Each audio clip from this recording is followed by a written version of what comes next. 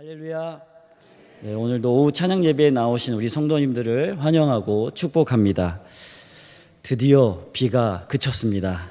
예, 계속된 비로 마음까지 눅눅해지신 건 아니시지요? 예, 물론 긴 비는 우리 마음을 조금 가라앉게도 하지만 동시에 비는 메마른 땅을 흠뻑 적셔 새 생명을 돋아나게 하기도 합니다. 어제 제가 이철수 장로님 따님의 결혼식장을 다녀왔는데요. 차를 같이 타고 다녀온 우리 진영윤 집사님께서 비가 넉넉히 와가지고 우리 교회에 있는 다할리아가 활짝 폈다는 소식을 들었습니다. 그래서 제가 나가보니까요, 실제로 진짜 활짝 예쁘게 폈더라고요. 나가시면서 한번 보고 가시면 좋을 것 같습니다. 네, 그리고 비가 그친 속초에도 선명한 무지개가 폈었는데 혹시 보셨을까요? 못 보셨어요? 네, 국민 여러분들이 보시는 신문에도 이 속초에 무지개가 선명하게 떴다라는 소식이 나왔습니다. 예, 전국적으로 보도가 되기도 했습니다. 이렇게 비 온 뒤 갠 하늘이 유난히 맑고 깨끗한 것처럼 오늘 예배하는 우리 모두의 영혼에도 하늘처럼 밝고 깨끗한 주님의 은혜가 가득 비추어지기를 주님의 이름으로 축복합니다. 오늘 예배는 시어머니 장모 학교, 제가 결코 갈 수 없는 학교 사역 보고 예배로 드려집니다. 한 여성이 어머니가 되고 또 시어머니와 장모가 되는 것은 참으로 귀하고 복된 일입니다. 하지만 때로는 그 역할의 무게 속에서 자신의 이름과 또 하나님이 주신 창조의 아름다움을 잊고 지내기 쉽습니다. 어느덧 세월에 묻히고 각박한 현실에 갇혀 하나님께서 주신 고유한 아름다움과 존재의 가치를 잊어버리고 살아가는 여성분들이 많습니다. 바로 그런 시어머니, 장모님들께 하나님이 창조하신 그 모습 그대로 이미 충분히 가치 있고 꽃보다 더 아름다운 존재임을 다시금 깨닫도록 돕는 사역이 바로 시어머니, 장모, 학교입니다. 맞죠? 네. 시어머니, 장모 학교는 이제 인생의 후반전을 살아가시는 우리 시어머니, 우리 장모님들에게 스스로가 얼마나 아름답고 가치 있는 존재인지를 깨닫도록 돕는 사역입니다. 그리고 그 깨달음 위에서 며느리, 또 사위, 손주들과도 진정으로 아름다운 동행을 시작할 수 있다라는 새로운 꿈과 비전을 심어주기도 하고요. 또 모든 이 과정을 통해 궁극적으로는 하나님과 아름다운 동행을 하도록 돕습니다. 시어머니 장모학교에서는 서로를 이렇게 축복하는 것 같더라고요. 당신은 꽃보다 아름답습니다. 맞나요? 네, 그래서 우리 이 시간 서로를 바라보며 아름다운 미소로 이렇게 인사하겠습니다. 당신은 꽃보다 아름답습니다.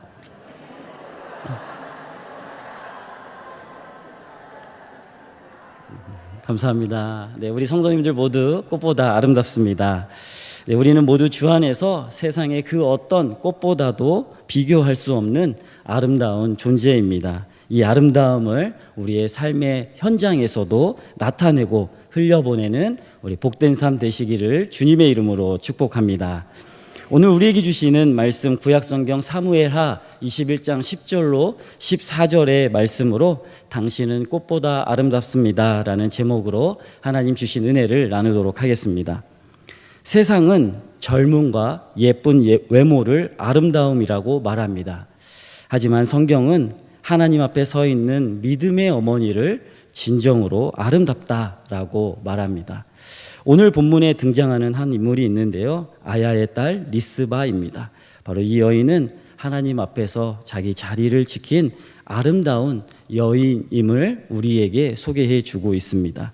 먼저 오늘 말씀의 본문의 배경을 말씀드리도록 하겠습니다. 다윗 왕이 통치를 하던 이스라엘에 갑자기 기근과 가뭄이 찾아왔습니다. 3년이 넘도록 이 기근이 계속되자 다윗 왕은 견디다 못해 왜 이스라엘에 이 기근이 있게 되었는지를 하나님 앞에 나아가 부르짖으며 원인을 묻습니다. 간절한 다윗 왕의 기도의 응답으로 이제 알게 되는데요. 기근이 계속된 결과는 사울 왕이 저지른 죄악 때문이었음을 알게 되었습니다. 하나님 앞에서 이루어진 언약을 이전 사울 왕이 고의적으로 깨뜨린 것에 대한 죗값을 치르는 것이라고 가르쳐 주었습니다. 하나님의 명령으로 이스라엘 민족이 가나안 땅을 정복할 때 그 땅에 사는 주민들을 완전히 말살시켰습니다.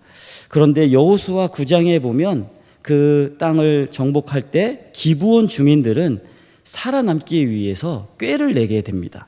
먼 나라에서 와서 사는 것처럼 위장해서 이스라엘과 여호수아를 속여서 평화 조약을 맺었습니다. 주민들을 이스라엘에서 쫓아내지 아니하며 또 죽이지도 않겠다라는 약속이었습니다. 그 평화 조약으로 기브온 주민들은 오랫동안 잘 지낼 수 있었습니다. 여호수아와 이스라엘은 하나님 앞에서 맺은 이 평화 조약이 무서워서 기브온 주민들을 손대지 못하고 있었습니다. 하지만 사울이 왕위에 오르자 이 평화는 깨졌습니다. 사울의 눈에는 약속의 땅에서 꾀로 살아남은 기브온 주민들이 못마땅했습니다.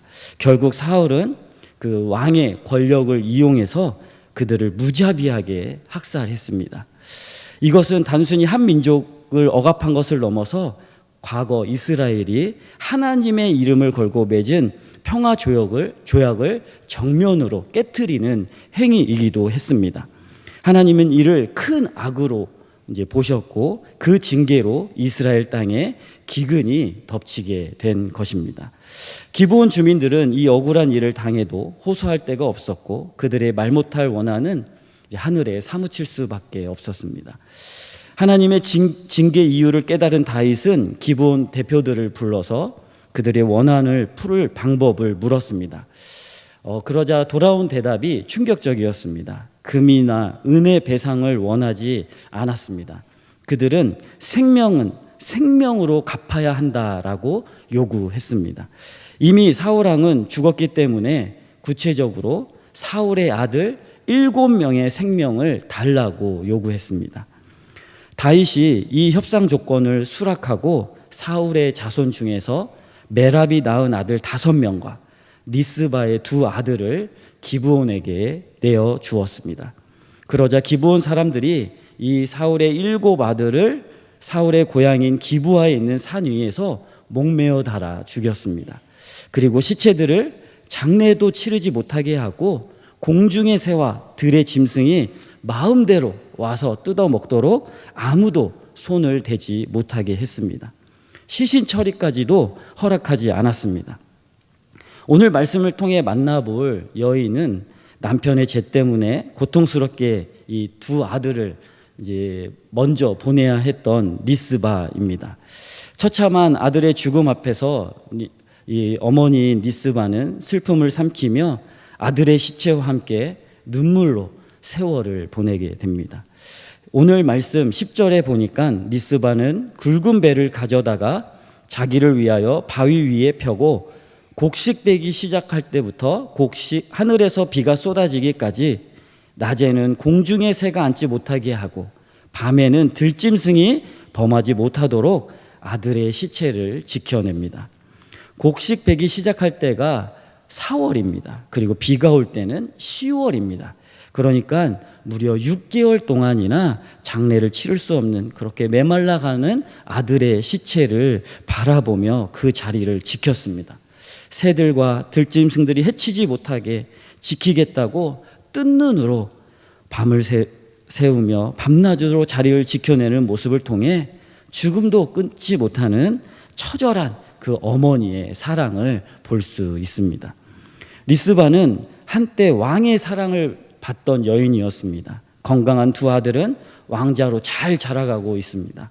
모든 사람들이 자신을 섬겨주었습니다. 하지만 세상 영광은 오래지 않았습니다. 남편 사울 왕이 블레셋과의 전장에서 비참하게 죽자 리스바의 인생은 완전히 달라졌습니다. 왕의 첩이었던 영광은 사라지고 그 남편의 죄 때문에 2 아들마저 이제 죽게 되었습니다. 삶이 온통 절망으로 가득 차게 되었습니다. 산 위에 매달린 아들들의 썩어져 가고 냄새나는 그 시체를 바라보며 바위 위에서 자리를 떠날 수 없는 그런 비참한 삶이 되었습니다.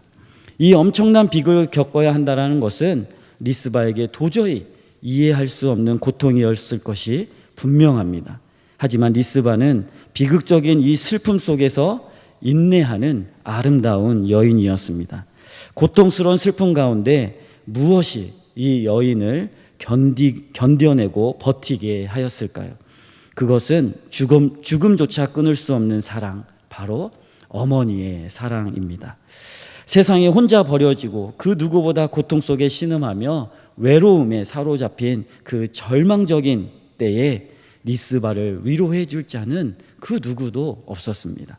그러나 이 고독과 공포의 순간에서도 리스바는 결코 포기하지 않았습니다. 어머니의 사랑으로 견디고 버티며 인내했습니다. 살아냈습니다. 비록 무섭고 냄새나는 시체이지만 아들의 시체를 끝까지 지켜냈습니다. 리스바의 행동은 많은 사람들에게 알려졌습니다. 11절에 보니까 리스바가 행한 일이 다윗 왕에게도 전해졌습니다. 리스바가 보여준 어머니의 사랑은 이스라엘 백성들뿐만 아니라 다윗 왕을 감동시켰습니다. 다윗 왕은 결국 사울과 자손들의 뼈를 거두어서 장례를 치르게 합니다. 한 어머니의 죽음도 끊지 못한 그 사랑이 결국 하나님의 진노를 거두고 공동체 전체를 회복시키는 놀라운 일을 행하게 했습니다. 눈에 넣어도 아프지 않는 사랑하는 자식이 하나도 아니고 둘이나 죽었습니다. 리스바는 마음속으로 자신의 이런 상황과 현실을 원망스럽다 하지 않았을까요? 왜 하필 내 아들이냐고 하나님께 따져 묻고 싶지 않았을까요? 리스바의 마음속에는 분명 인간적인 고통과 슬픔, 어쩌면 원망으로 가득했을지도 모릅니다. 그러나 리스바는 그 모든 절망적인 감정에 사로잡혀 주저앉고 포기하는 것을 선택하지 않았습니다. 리스바는 원망의 자리가 아닌 아들의 시신을 지키는 그 어머니의 자리, 그 사랑의 자리를 선택했습니다. 가장 연약함 중에 아무것도 할 수 없는 이 어머니 리스바가 자리를 지키며 행한 일이 다윗 왕의 마음을 움직였습니다. 다윗은 리스바가 보여준 사랑으로 인해 방치된 시신들의 아픔을 깨닫습니다. 그리고 리스바의 두 아들뿐만 아니라 길앗 야베스 사람에게 있던 사울과 요나단의 뼈까지 가져와 정식으로 장례를 치러줍니다. 성경은 14절에서 그 후에야 하나님이 그 땅을 위한 기도를 들으셨다라고 말합니다. 하나님이 그 땅을 위한 기도를 들으시고 비를 내리셨습니다. 3년간 닫혔던 하늘 문을 연 것은 단순히 리스바의 눈물만이 아니었습니다.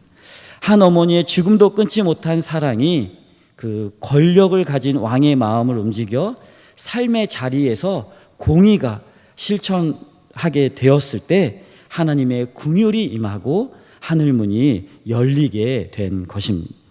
리스바의 눈물은 사랑이고 다윗이 깨닫고 치른 장례는 공의였습니다. 이 사랑과 공의가 이어지자 마침내 이스라엘 땅에 3년의 가뭄을 끝내는 은혜의 비가 내렸습니다. 리스바의 포기하지 않는 사랑과 눈물이 있었기에 개인의 슬픔을 넘어 민족이 회복으로 나아갈 수 있었습니다. 우리 주님의 십자가 길에서의 부탁하신 말씀입니다. 누가복음 23장 28절입니다. 예루살렘의 딸들아, 나를 위하여 울지 말고 너희와 너희 자녀를 위하여 울라. 어머니의 눈물의 기도는 우리 자녀를 살립니다. 그 눈물의 기도가 우리 자녀를 치유하고 회복시키십니다. 자녀의 고통이 기쁨과 소망으로 변화시킬 수 있는 능력이 바로 어머니의 눈물의 기도에 있습니다. 어머니의 눈물 속에는 놀라운 사랑이 있기 때문입니다. 어머니의 눈물은 가정을 살립니다. 어머니의 눈물은 우리의 다음 세대를 살립니다. 어머니의 눈물이 우리 속초중앙교회를 살릴 줄로 믿습니다. 그리고 나의 소중한 영혼들을 위해 흘린 그 어머니의 눈물은 우리 주님께서 친히 그 손으로 닦아주시고 하늘의 위로로 채워주실 줄로 믿으시기 바랍니다. 지금이야말로 리스바와 같이 고통에 인내하고 헌신적인 사랑을 쏟으며 인내로 기도하는 눈물의 어머니가 필요한 때입니다. 그리고 그 눈물의 기도로 우리 시대의 유일한 소망이 되어주시는 모든 여성들, 그리고 우리 시어머니, 장모님들 모두 꽃보다 아름답습니다.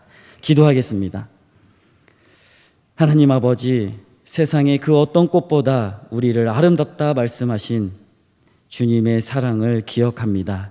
리스바가 끝까지 지켜낸 사랑으로 닫힌 하늘문을 열었듯이 우리의 눈물의 기도가 꽃보다 아름다운 헌신이 되어 우리 자녀를 살리고 가정을 살리고 이 땅을 회복시키는 은혜의 비가 되게 하여 주옵소서. 예수님의 이름으로 기도드립니다.